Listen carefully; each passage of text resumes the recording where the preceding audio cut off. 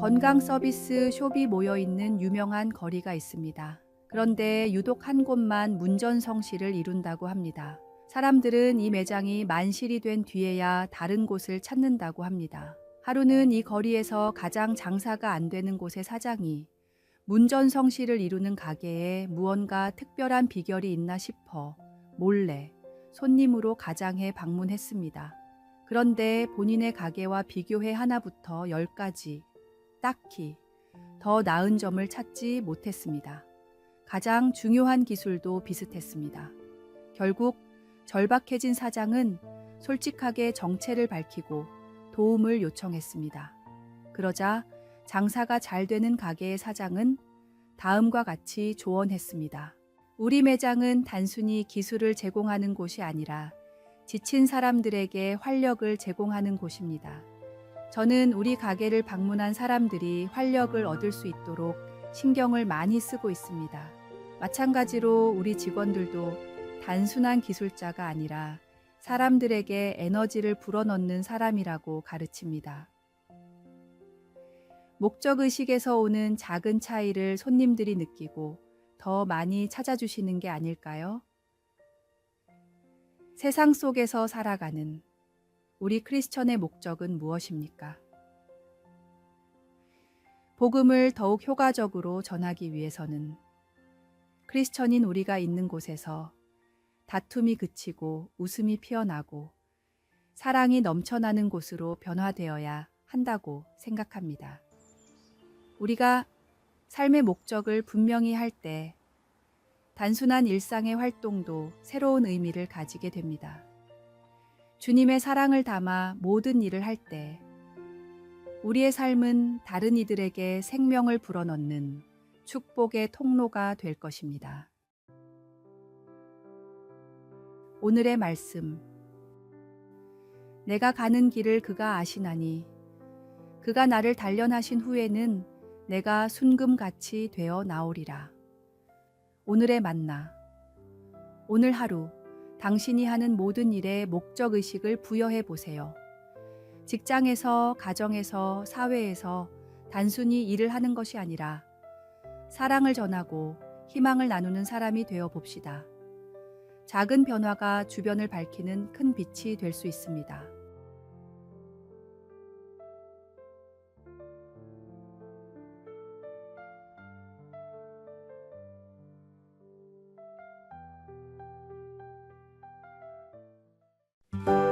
(5월 27일) 화요일 미키모토의 진주섬.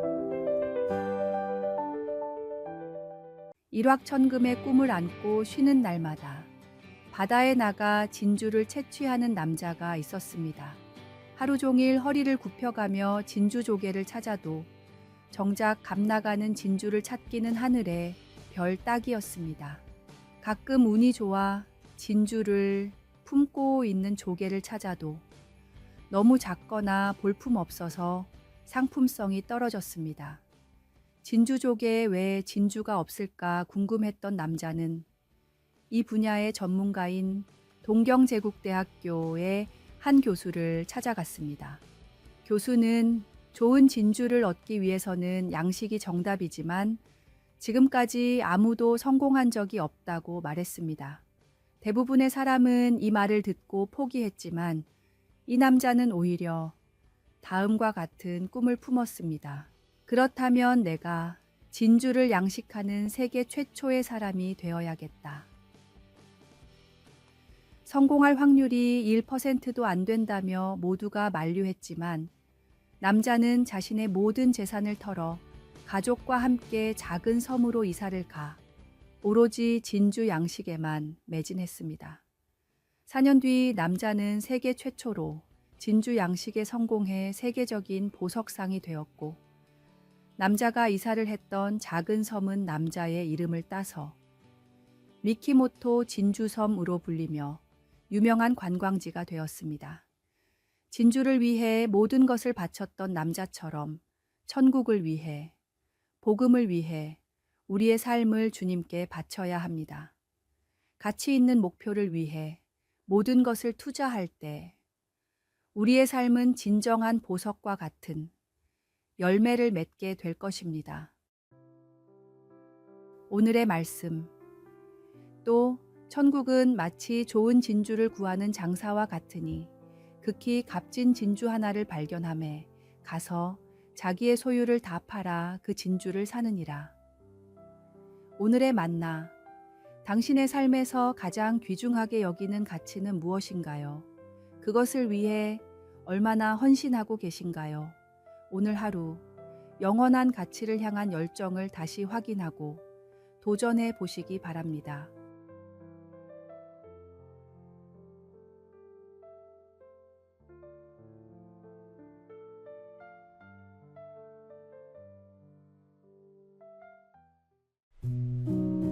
(5월 28일) 수요일. 이른 비와 늦은 비의 축복.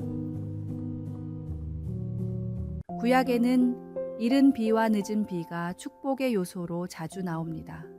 때에 맞게 한 번만 비가 오면 될 텐데 왜 이른 비와 늦은 비 두 번이나 필요할까요? 이스라엘 땅의 토지를 살펴보면 이 말씀을 더 깊이 이해할 수 있습니다. 이스라엘 땅은 석회질 성분이 매우 높습니다. 그래서 오랜 기간 비가 오지 않으면 땅이 시멘트처럼 딱딱해집니다. 농사를 짓기에 앞서 이른 비가 오지 않으면 땅이 단단해서 씨앗을 뿌릴 수가 없습니다. 그래서 먼저 이른 비가 촉촉하게 내려야 땅을 기경하고 농사를 지을 수 있습니다. 이렇게 힘들게 지은 농사가 결실로 이어지려면 늦은 비가 내려야 합니다. 땅은 촉촉해졌지만 씨앗을 키울 양분이 없기 때문입니다. 구약 시절의 이스라엘 땅은 이른 비와 늦은 비가 적절하게 내리지 않으면 도저히 수확을 할 수 없는 매우 척박한 환경이었습니다. 이른 비가 내리지 않으면 농사를 지을 수가 없고 늦은 비가 내리지 않으면 수확을 할 수가 없었습니다. 구약 말씀에 나오는 이른 비와 늦은 비는 우리의 모든 필요를 완벽한 타이밍에 주님께서 채우실 것이라는 고백입니다. 우리의 인생을 뒤돌아보면 언제나 우리의 계획보다 하나님의 계획이 정답이었다는 사실을 깨닫게 됩니다. 하나님의 응답이 때로는 조금 빠르고 때로는 조금 늦더라도 모든 것이 주님 손에 달려 있음을 믿음으로 고백하십시오. 오늘의 말씀. 그러므로 형제들아 주께서 강림하시기까지 길이 참으라. 보라, 농부가 땅에서 나는 귀한 열매를 바라고 길이 참아 이른 비와 늦은 비를 기다리나니. 오늘의 만나. 인생의 특정 시기에 응답이 없어 애타는 마음이 들 때도 하나님은 당신의 완벽한 때에 필요한 축복을 보내십니다. 오늘 기다림의 시간도 하나님의 계획 안에 있음을 신뢰하며 이른 비와 늦은 비를 보내실 주님을 기대하는 하루가 되시기 바랍니다.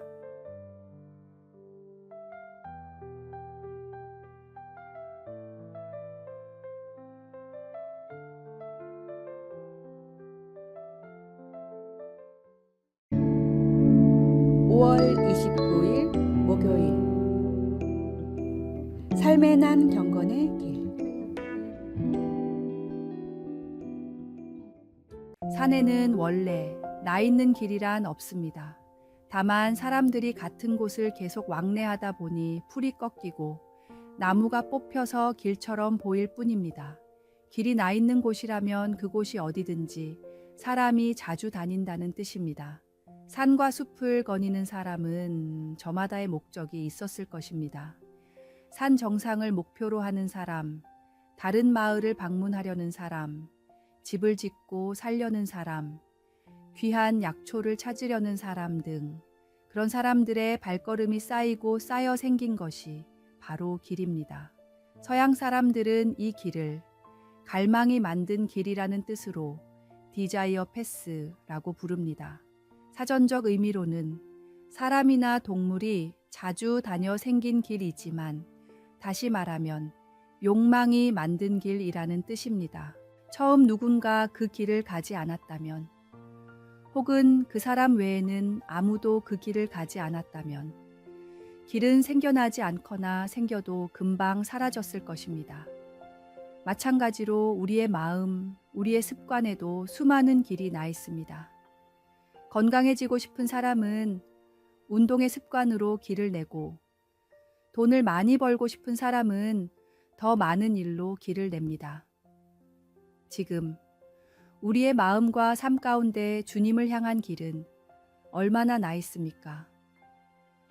가장 자주 찾고 즐겁게 거니는 주님을 예배하는 경건의 길이 우리 삶 속에 가장 중요한 길이 되도록 자주 거니십시오.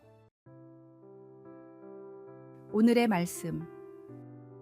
주께서 내 마음을 넓히시면 내가 주의 계명들의 길로 달려가리이다. 오늘의 만나. 오늘부터 삶 속에 경건의 길을 만들어 가시기 바랍니다. 매일 같은 시간에 말씀을 읽고 기도하고 찬양하는 습관이 쌓일 때 당신의 마음에도 주님을 향한 아름다운 길이 생겨날 것입니다.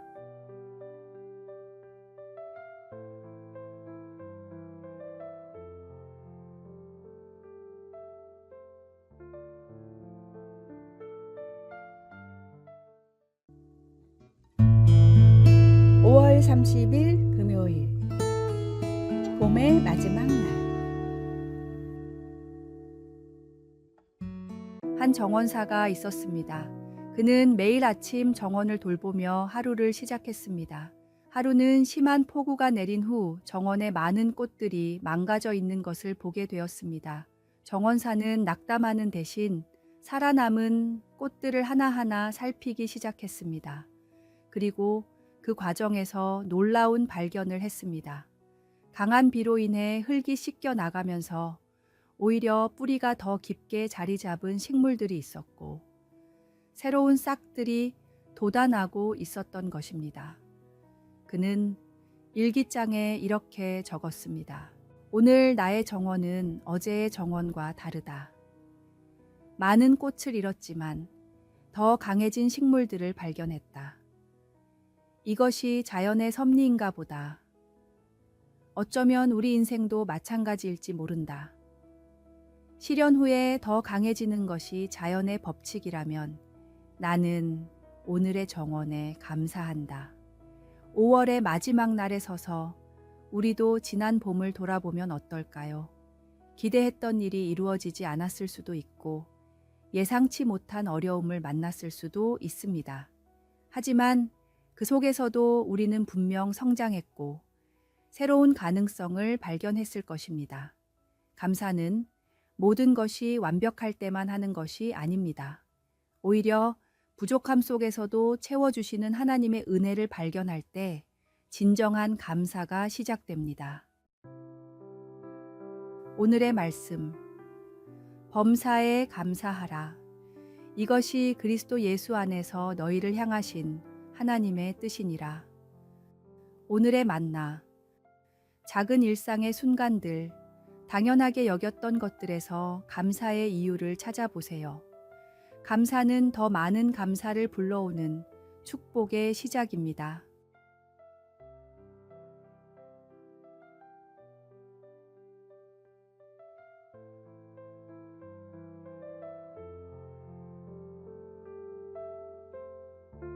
아래의 빨간색 글자 구독을 누르시어 더 많은 전도의 열매를 맺으시기를 기도합니다.